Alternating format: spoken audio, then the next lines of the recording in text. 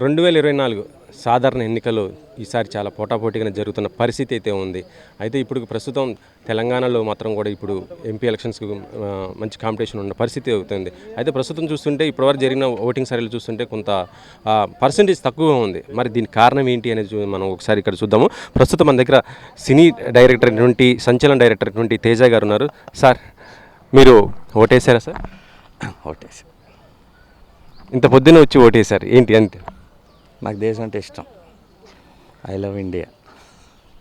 మీకు ఇండియా అంటే ఇష్టం, కాకపోతే ఇంత పెద్ద జనాభా ఉన్న ఈ దేశంలో ఓటింగ్ పర్సెంటేజ్ చాలా తక్కువ ఉంటుంది. ఎందుకు అసలు? మరి ఓటింగ్ పర్సెంటేజ్ పెరగాలంటే ఏం చేయాలి? అంటే శిక్షలు పడాలి. ఓటింగ్ అయినోడికి రేషన్ తీసేయాలి, ఏదన్నా మనీ పెనాల్టీ పడాలి, లేదా జైలు శిక్ష అయినా పడాలి, ఏదో ఒకటి చేయాలి. లేకపోతే రారు, కంప్లైంట్ చేస్తారు. ఇళ్లల్లో కూర్చొని పేపర్లు చూసి, టీవీలు చూసి, వీడేదవా ఆడు గొప్పోడట కంప్లైంట్ చేస్తుంటారు. రావాలి. అంటే మీరు అన్నది కరెక్టే. వాళ్ళకి ఏదో శిక్ష వేయాలి, లేకపోతే ఫైన్ వేయాలి అంటున్నారు. కాకపోతే ఏంటంటే పోటీ చేసేటువంటి అభ్యర్థులు కానీ నిలబెడుతున్నటువంటి పార్టీలు ఎవరైతే ఉన్నారో వాళ్ళు సరైనటువంటి వ్యక్తులు కాదనే ఒక అభిప్రాయంతో కూడా జనాలు ఓటు వేయడానికి కూడా ముందుకు రాని పరిస్థితి ఏర్పడుతుంది కదా. దానికి ఏం చేయాలంటారు? దానికే నోటా అని పెట్టారు. మీకు పెట్టి నిలబడిన వాళ్ళు ఎవరు నచ్చకపోతే వచ్చి నోటా నొక్కండి. నోటా అంటే ఎవడో నచ్చలేదు వేరే వాడిని పెట్టండి అంటే అప్పుడు రీఎలక్షన్ వస్తుంది. ఆ క్యాండిడేట్ని మళ్ళీ నిలబెట్టరు. అంటే ఇప్పుడు ప్రస్తుతం చూస్తుంటే వాగ్దానాలు చేస్తూ ఏపీలో చూసుకుంటే ప్రస్తుతం అయితే చాలా ఇప్పుడు మొత్తం దేశవ్యాప్తంగా మొత్తం కూడా సంచలనం అవుతుందంటే ఏపీ ఎలక్షన్సే నాకు తెలిసి అయితే. సో అక్కడ ఎలాంటి పరిస్థితి ఉండబోతుంది అనుకుంటున్నారు ఏంటి? ఇండస్ట్రీ పరంగా చూస్తుంటే ఇప్పుడు ప్రస్తుతం ఎటు సపోర్ట్ చేస్తుంది ఏంటి? ఇండస్ట్రీ ఎప్పుడు ఒకరిని క్లియర్గా సపోర్ట్ చేయదు. ఇండస్ట్రీలో 10 మందో 15 మంది వెళ్తారు. ఇండస్ట్రీ 10,000 మంది ఉంటారు. వెళ్ళేది మహా వెళ్తే 50 మంది వెళ్తారు. వాళ్ళ పర్సనల్ ఇదే తప్ప వాళ్ళ ఇండస్ట్రీని రిప్రజెంట్ చేసినట్టు కాదు. సో ఇండస్ట్రీ వేరు, రాజకీయాలు వేరు. అనవసరంగా మమ్మల్ని లాగి మమ్మల్ని హింసిస్తుంటారు. కానీ సినిమా వాళ్ళు సాఫ్ట్ ఏదైనా అనొచ్చు అని అందరూ అంటారు. కానీ కాదు, మాకు ఇష్టం ఉండదు. ఏపీలో ఏ పార్టీ అధికారం రావచ్చు అంటే ఒక మీ అభిప్రాయం అనాలిసిస్ ప్రకారం చూస్తే ఎవరు అనుకోవచ్చు? నేను చెప్పకూడదు కదా.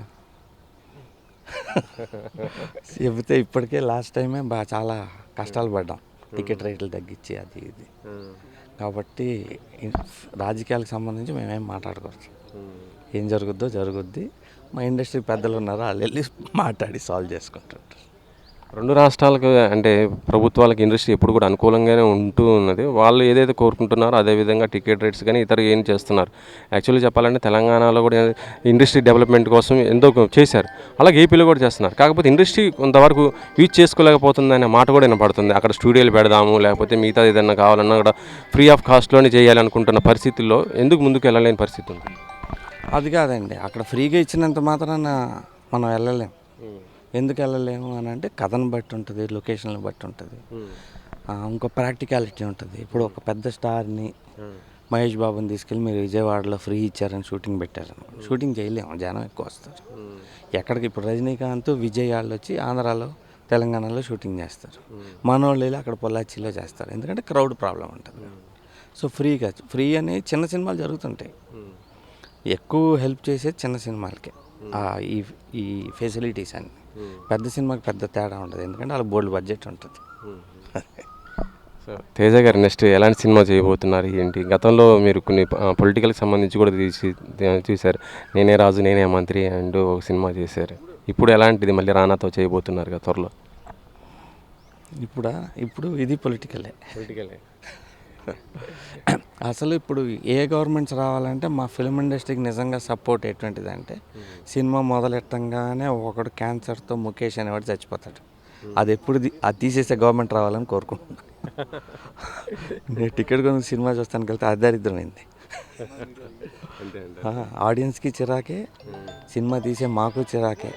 ఫస్ట్ ఆ క్యాన్సర్ నోరు పుచ్చిపోయి క్రూడ్గా ఉంటుంది. అసలు అది కంపల్సరీ చేశారు, అది తీసేసే గవర్నమెంట్ రావాలని. ఇది మొత్తానికైతే ఓటు అయిన వాళ్ళకి మాత్రం ఫైన్ వేయాలి, ఆ టైంలోనే ఎవరైనా సరే ఓటు వేయడానికి కూడా ముందుకు వస్తారని కూడా చెప్తున్నారు. Cameraman Srikanth, Venkat, 10 TV.